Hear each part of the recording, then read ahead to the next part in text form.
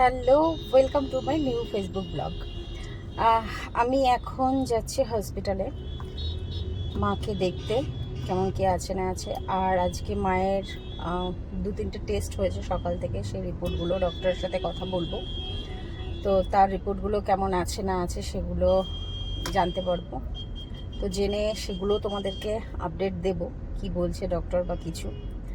আর চেষ্টা করব আজকে মায়ের সাথে কথা বলবো যখন, তারপরে ওখানে একটা যদি মায়ের একটা ভিডিও করা যায় যে কেমন কি আছে না আছে সেই বিষয়টা নিয়ে, তাহলে তোমাদেরকেও শেয়ার করব সেটা। তো দেখা যাক কি হয়। তো এখন যাই প্রথম হসপিটাল, তারপরে আপডেট দিচ্ছি। তো আমি হসপিটালে এসে দেখছি মা অনেকটাই সুস্থ এবং পাশের বেডে এক দিদুন আছে।